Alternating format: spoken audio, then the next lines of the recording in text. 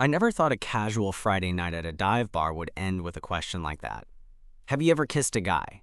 But there I was, caught off guard, mid-sip, trying to figure out if I was about to laugh it off or get real honest. The guy who asked me was this easygoing, kind of magnetic bartender named Jamie, someone I'd been chatting with on and off for the past hour. I mean, I go to that bar more for the laid-back vibe than anything else, but this was something else entirely. So let me back up a bit because I think you need the full picture to understand why this moment felt like it was quietly tipping everything on its head. I'm Alex, 27, just a regular guy who works in IT, mostly keeping to myself after work, and usually my social life is pretty much limited to the occasional beer with coworkers or a lazy weekend brunch with friends. Nothing flashy, nothing dramatic. But Jamie? He's the kind of guy who just pulls you in without even trying. Tall, with these intense hazel eyes that seem to flicker when he laughs, which is often, and a smile that's both warm and a little mischievous. He's been bartending at O'Malley's, this local spot, for about 6 months, and I guess I started to notice him more over the past few weeks. Not in a stalker way, but those subtle glances, the way he remembers my beer order and throws in a joke while he's at it. He makes the place feel less like my usual stop in and sip quietly spot, and more like a place that might actually have some stories worth sticking around for. That night, the bar was that perfect kind of crowded, where the buzz feels alive, but not overwhelming. I'd finished my 3rd beer, and Jamie was working the bar with that casual confidence that made it clear he loved what he was doing. We got to talking about music, and somehow, the conversation drifted to college and dating. I mentioned in passing how I'd mostly dated girls before, not hiding the fact that I was still figuring some stuff out about myself. I wasn't exactly out in my day-to-day life, but I wasn't really hiding either. It's complicated, right? Then he asked me, "Have you ever kissed a guy?" Jamie's voice was low, almost like he was testing the waters, and I swear my heart skipped a beat because I hadn't expected that question from him. I blinked, trying to figure out if I'd heard him right, or if maybe he was joking. But no, he was serious, and there was something in his look that felt like an invitation. I could either shut it down or lean into it. I opened my mouth a bit, about to answer. But before the words came out, Jamie leaned in just a little, close enough that I caught the faint scent of mint and something else I couldn't place. The noise of the bar seemed to fade for a second, and suddenly, that question felt like it wasn't just about me anymore. And right there, between the hum of conversations, clinking glasses, and the buzz of neon lights, I realized I was standing at a crossroads I hadn't even known I'd been walking toward. What happened after that? Well, it's not quite what you'd expect. But I guess that's what makes it worth telling. My breath hitched a little, and I swear, I could practically hear my own heartbeat thumping in my ears. The question wasn't just a question. It felt like an opening, like Jamie was handing me a doorway, waiting to see if I'd step through or slam it shut. I'd never been great at this kind of thing, and honestly, I wasn't sure if I was ready to cross that line, especially in a crowded bar on a Friday night. But then, something about the way he looked at me, honest, maybe a little nervous himself, made me realize I didn't want to just say no and walk away. I wanted to see where this could go, so I swallowed the lump in my throat and said no. I haven't. He smiled then, this soft, almost shy smile that made my stomach feel like it had taken a dive off a roller coaster. "Well," he said, voice low, "maybe that's about to change." I laughed nervously, half trying to brush it off, but my eyes didn't leave his. There was an electricity in that moment, a spark that made everything around me fade into the background. The noise of the bar, the chatter, even the sticky floor beneath my feet. It was just me and Jamie, 2 guys who somehow found themselves standing at the edge of something unexpected. He leaned in a little more, just close enough that I could feel the warmth radiating from him, and then, before I could think twice, he kissed me. It was quick, soft, nothing like the wild, dramatic kisses you see in movies. It was tentative, like we were both testing the waters, feeling out if this was something real or just a fleeting moment. And honestly, it was way better than I ever expected. When we pulled back, Jamie's eyes searched mine like he needed to see if I was okay with what just happened. I nodded, still a little breathless, and he grinned. "I'm Jamie, by the way," he said, like introducing ourselves was the most natural thing in the world, even though my brain was still spinning. "Alex," I replied, suddenly feeling like I wanted to know everything about this guy who just kissed me in the middle of a busy bar. We slipped into an easy conversation after that. No pressure, no expectations. Just two guys talking about music, favorite movies, and the kind of nonsense you say when you're trying to figure someone out. Jamie told me about how he'd moved to the city a year ago, chasing a dream to work in film production. But bartending was paying the bills for now. I told him about my job at the tech firm, and how I'd been quietly questioning a lot about who I was and what I wanted. It felt surprisingly normal, like catching up with a friend you hadn't met yet. By the time the bar was closing, I realized I didn't want the night to end. Jamie asked if I wanted to grab a coffee somewhere quieter, and I agreed without hesitation. We found a late-night cafe a couple of blocks away, the kind of place with crooked wooden tables and dim lights that gave everything a cozy glow. We ordered black coffee, sat across from each other, and talked until my voice started to get hoarse. At one point, Jamie reached across the table and hesitated, before brushing a stray hair from my forehead. "You're different than I expected," he said softly. I blinked, confused. "Different how?" He shrugged a little, a sheepish grin tugging at his lips. "I don't know, more open maybe. I guess I thought you'd be nervous or scared about this whole thing." I looked down at my hands, feeling the warmth from where his fingers had touched my skin. "I was nervous," I admitted. "Still am, maybe. But it feels right, like I've been holding back for no good reason." Jamie's eyes softened, and he nodded. "Yeah, I get that." We talked some more about the little things that make life complicated. Family, friends, fears, hopes. And somewhere between sips of coffee and shared laughter, I realized I was starting to like this guy more than I thought I would, more than I'd even allowed myself to imagine. When I finally glanced at the clock, it was nearly 2 a.m. Jamie stood up, stretched, and looked at me like he was debating something. "Do you want to come back to my place for a bit? No pressure. Just, if you want." My heart jumped, but the answer came easy. "Yeah, I'd like that." We walked back through the quiet streets, the city lights casting long shadows, and I felt this strange mix of excitement and calm. Like I was stepping into something new, but also exactly where I was meant to be. At his apartment, we tossed our coats on the couch and sat close, the conversation slowing to a comfortable silence. Then, without any more words, Jamie took my hand, and I felt this surge of something I hadn't recognized before. Hope, maybe, or just the simple joy of being seen. That night wasn't perfect. There were awkward moments, of course, and plenty of fumbling as we tried to figure out how to be with each other in a way that felt honest and real. But it was mine, our first step into something we hadn't planned but both wanted. As I lay there, my head on Jamie's shoulder, I thought about how strange and wonderful life could be when you finally decided to say yes to the unknown, even if it scared the hell out of you. Because sometimes, all it takes is one question and one kiss to change everything.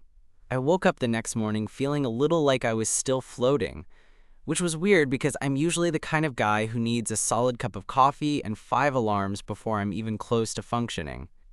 But there I was, sprawled out on Jamie's couch, sunlight filtering through the curtains and casting this warm glow across the room.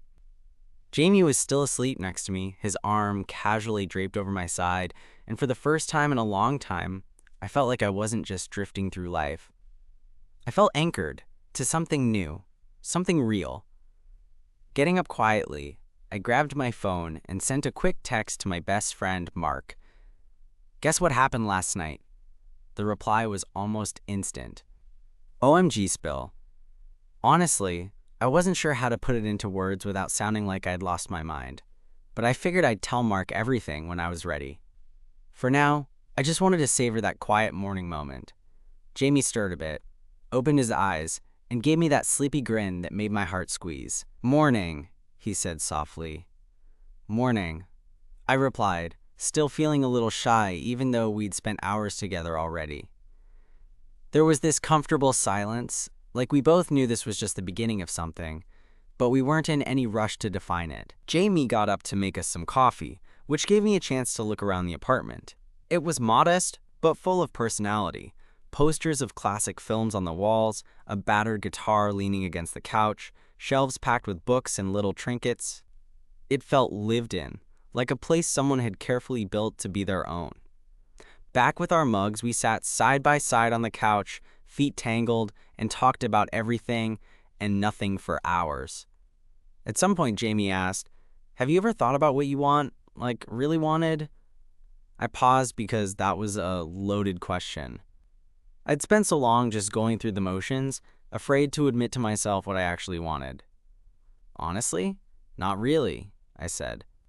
I was too busy trying not to mess up or trying to keep everyone else happy.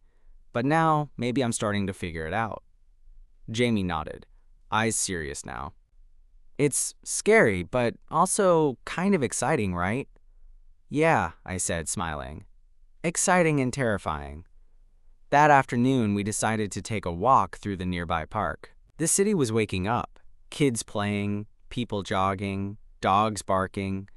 It was loud, vibrant, and strangely peaceful all at once. We found a bench overlooking the lake and just sat there, watching the ducks glide across the water. Jamie suddenly looked at me, his expression softer than before. "So what's the deal with you and dating?" I laughed, the sound a little rusty from disuse. I guess I've never really dated in a way that felt honest. I've always been kind of careful, like I was hiding something even from myself. He reached over and squeezed my hand. "I get it. I've been there too."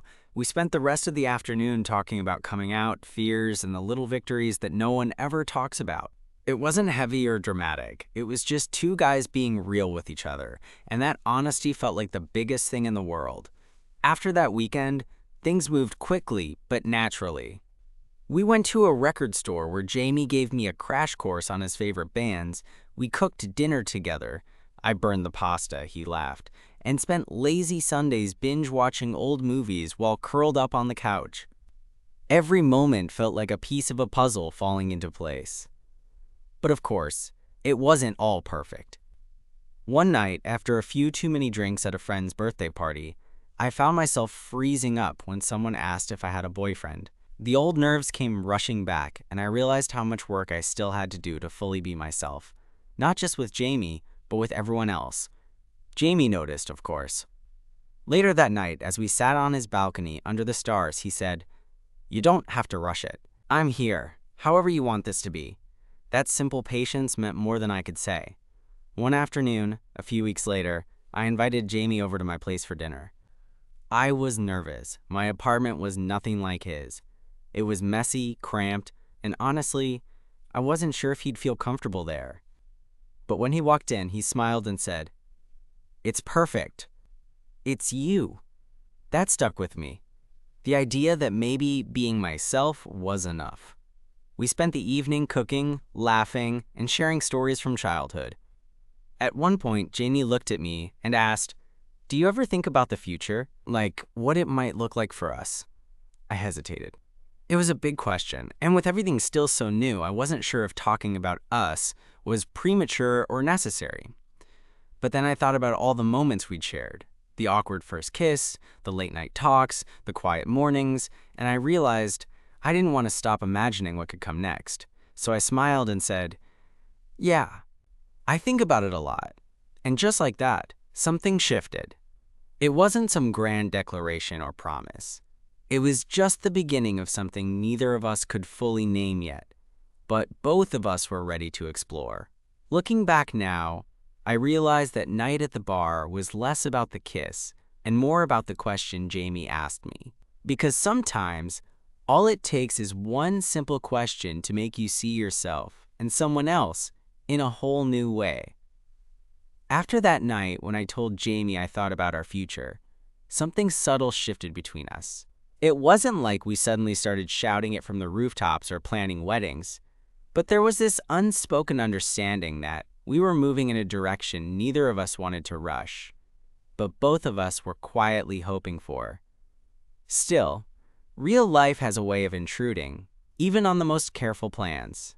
I remember one afternoon, a couple of weeks after that conversation, when I was sitting at my desk at work, trying to concentrate on a mountain of code that felt like it would never end, when my phone buzzed with a message from Jamie. "Can we talk tonight?" It's kinda important. That phrase always throws me off. Important doesn't usually mean, "Hey, wanna grab a beer?" It means something bigger, something heavier. So I spent the rest of the day running through possibilities in my head. Had I messed up? Was he having second thoughts? Or maybe something was going on with his life that I hadn't seen coming? I texted back, "Sure, what time? 8? My place." When I got there that evening, Jamie looked a little different. Not worse or better, just serious. We sat down on the couch with 2 beers, the kind with those fancy labels neither of us could pronounce, and he took a deep breath. "I've been offered a job," he said. I blinked. "Okay." "It's in LA, film production, the actual dream job I mentioned before, but it means moving in 2 months." I felt my chest tighten. Of course, the timing wasn't perfect. We were still new at this, still figuring out what it meant to be us. And suddenly, the future we'd started imagining felt hazy and uncertain again. So, I managed. "So I don't know what that means for us," Jamie said, running a hand through his hair like he was trying to rearrange his own thoughts.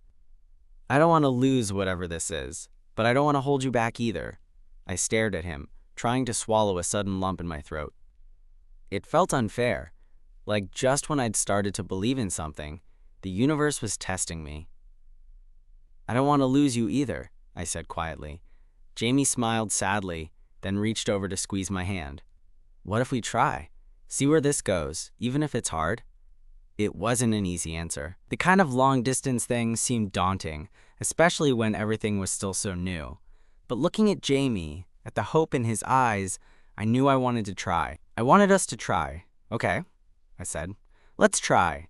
The next weeks were a whirlwind of mixed emotions. We spent as much time together as possible, cramming in dinners, late-night walks, and quiet mornings with coffee. Every moment felt precious because we both knew our time was limited. I remember one evening walking through the city park, the air crisp and filled with the scent of autumn leaves. Jamie stopped and pulled me close, his breath visible in the cold air. "Promise me something," he said, looking serious for once. "Anything. Promise me you'll keep being you. Don't wait for me to make decisions for your life." I nodded, my heart aching but understanding. "I promise." The day before his flight, we sat on his balcony, wrapped in blankets, watching the city lights flicker on. Neither of us said much. Words felt unnecessary. Instead, we just held each other, letting the silence say what we couldn't. When the morning came, I drove him to the airport, and the goodbye was harder than I expected. We hugged tightly, lingering, neither wanting to let go. "Text me when you land," I said, voice shaky. "Always," he replied. As I watched Jamie walk away, disappearing into the crowd, I realized how much he'd already become a part of me. The first few weeks apart were tough. Texts and video calls helped, but the distance gnawed at both of us. There were moments of doubt, fears creeping in about what this meant and where it was headed. One night, during a call, Jamie confessed, "I miss you so much, it hurts." I told him I felt the same, and we stayed on the phone for hours, sharing stories about our days, reminding each other we were still here, still trying. A couple months later, Jamie came back for a weekend visit. Seeing him in person again was like breathing after holding my breath too long. We fell into our rhythm quickly, but the reality of the countdown to his next move hung over us. That night, as we sat on my couch, Jamie turned to me and said, "I know this isn't easy, but I'm glad we're doing this. Whatever happens, I want you to know you've changed my life." I smiled, feeling my throat tighten with emotion. "You changed mine too." We talked until dawn, making promises we hoped to keep, dreaming about a future that felt fragile but real. And through it all, I learned that love isn't always about the perfect timing or the easiest path. Sometimes it's about the messy, uncertain moments where you decide to hold on anyway. So yeah, that question Jamie asked me at the bar, the one that caught me totally off guard, turned out to be the first step into a story I never expected but wouldn't trade for anything. Because sometimes the scariest questions lead to the most beautiful answers. The weeks after Jamie's flight were a weird mix of normal and surreal. Like, on paper, I was still me. Same job, same apartment, same routine, but everything felt subtly altered. Like I was orbiting around this new center that was thousands of miles away. Our texts and calls were lifelines, but they also reminded me how much I missed the little things. His laugh, the way he used to brush his hair out of his eyes, the way his hand felt in mine. One night, about a month in, I was sitting on my couch scrolling through my phone when Jamie called. His face popped up, grinning like he always did, but I could see it in his eyes. He was tired, a little worn down by the distance. "Long day?" I asked. "Yeah," he said, rubbing his forehead. "LA's intense, work's insane, and I miss you." The honesty hit me like a punch to the gut. "I miss you too." We talked for hours like we always did, but this time there was an edge to it. The exhaustion, the loneliness. They were things neither of us could hide behind. Eventually, Jamie said, "I hate this distance. Sometimes I wonder if we're just fooling ourselves." My heart sank. I didn't have a perfect answer. I just told him, "I don't know, but I'm willing to try if you are." He smiled, though I could tell it was fragile. "I am." The next few weeks were a roller coaster. We planned a trip for me to visit him in LA, which I was both excited and nervous about. I wasn't sure what to expect. Would the magic we had in the city here translate to a new place? Would the newness wear off? Would the distance have changed us more than we realized? When the day finally came, I flew out with a mix of anticipation and anxiety. Jamie met me at the airport with that familiar grin and a tight hug that made my chest feel like it was going to burst. His apartment was small but cozy, filled with the same film posters I'd seen in pictures but now felt more like home because he was there. We spent the weekend exploring the city, the sun-drenched beaches, the bustling streets, the quiet hikes in the hills overlooking the skyline. It was different from our city back home, but with him, it felt right. One evening, we cooked dinner together, fumbling through a recipe for some pasta dish Jamie swore was authentic. We laughed a lot, mostly at my lack of cooking skills, and shared stories about our families, our fears, and dreams that seemed both close and impossibly far away. After dinner, we sat on the balcony, the city lights flickering below, and Jamie turned to me, his expression serious. "I want this to work," he said. "Not just the visits or the calls, but us, the real deal. And I know it's not going to be easy." I nodded, feeling the weight of his words. Neither of us wanted to run from this. "We're here." He smiled, reached out, and took my hand. God, I'm glad we did.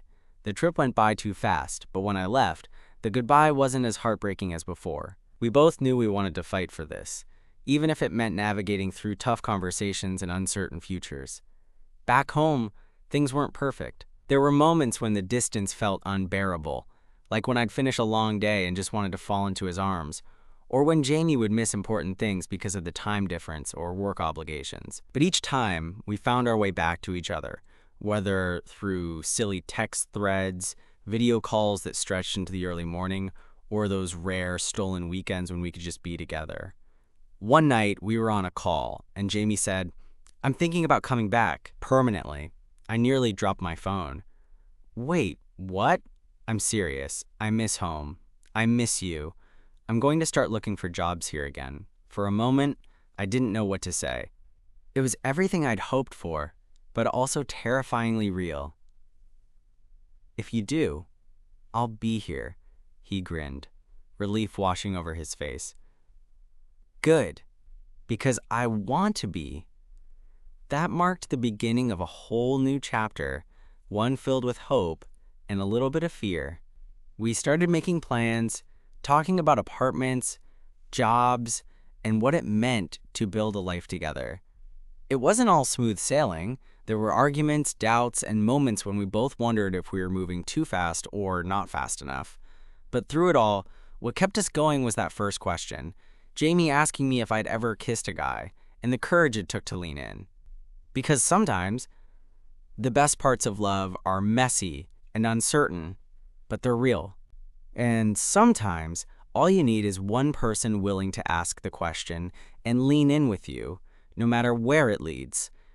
When Jamie told me he was thinking about moving back, I felt like the ground shifted beneath me, in a good way, but also a little terrifying. It was one thing to imagine a future together, when he was just a voice on the phone or a quick trip away, but when the possibility of him actually being here, in my city, in my life every day, started to feel real, I realized how much I'd been holding my breath.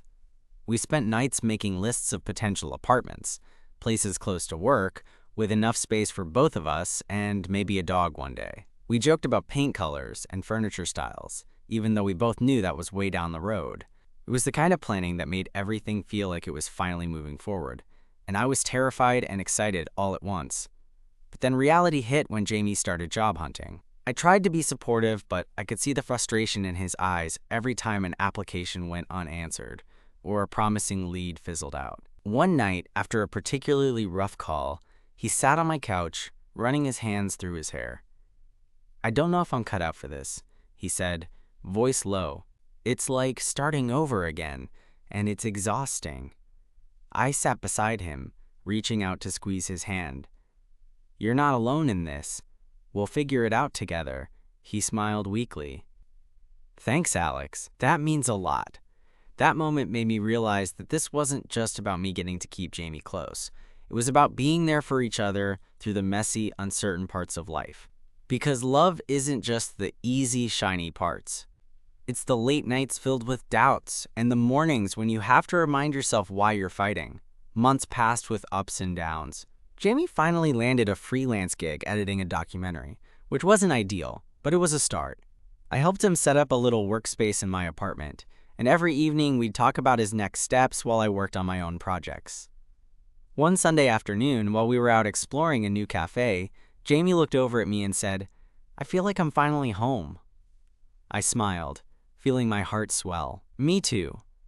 But as things started to settle, I realized there was something I hadn't fully dealt with, my own fears about being open with the people in my life. I'd been out to a few close friends, but mostly kept Jamie tucked away from family and coworkers. Part of me was scared of what might happen if I let that wall down. One weekend, Jamie and I went to a casual get-together at my friend Mark's place. The night was easy, full of laughter, music, and the kind of comfortable chaos that makes you glad you have people around. But when Mark, with his usual bluntness, asked, "So when are you going to bring Jamie around? We haven't met him yet." I felt my throat tighten. I stammered, trying to come up with an excuse, but Jamie, ever the easygoing guy, just smiled and said, "Looks like I'm about to crash this party, huh?" He stood up, walked over, and shook hands with everyone. The room shifted from curiosity to warmth in a matter of minutes. By the end of the night, Jamie and Mark were swapping stories about terrible first dates and favorite bands like old friends. After Mark's place emptied out, Jamie and I sat on my balcony, the city lights glittering below. I realized I hadn't felt this relaxed in a long time. "Thanks for pushing me," I said. "I don't know if I could have done that without you." Jamie leaned over and kissed me softly. "That's what I'm here for." Those moments made me feel like I was growing, not just with Jamie, but as a person. I was learning to take chances, to be vulnerable, and to trust that the people who mattered would stick around. Then came the day when Jamie's lease was up, and we made the decision to move in together. Packing boxes, navigating furniture assembly, and figuring out how to share space was a whole other adventure. But it was ours. One evening, as we were unpacking, Jamie held up a small framed photo of us from that first weekend I visited him in LA. "Look how far we've come," he said, eyes shining. I nodded, swallowing the lump in my throat. "Yeah, and we're just getting started." Life wasn't perfect. There were still challenges, late-night worries about the future, and the occasional argument about silly things like who left the dishes in the sink. But there was also laughter, tenderness, and a deep sense of belonging. Looking back, it's crazy to think how a simple question, "Have you ever kissed a guy?"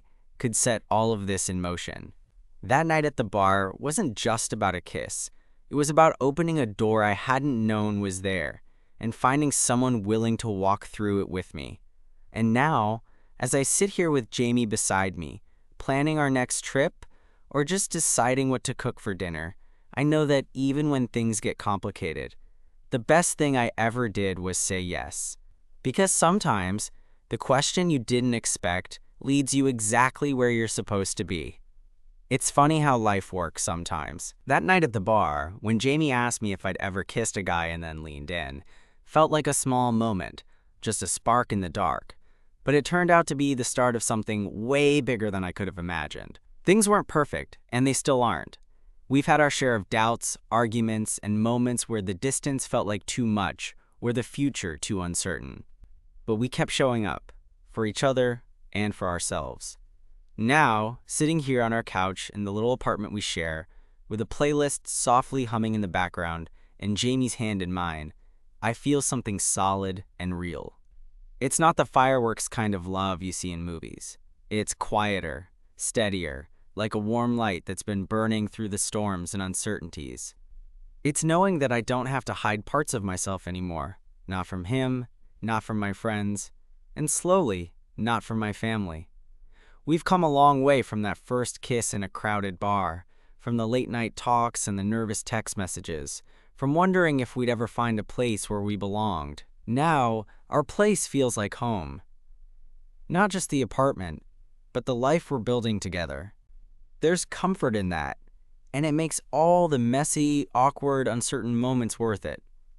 Sometimes, when I catch Jamie looking at me with that same spark in his eyes, I remember how scared I was back then, how unsure I was about what I wanted or who I was.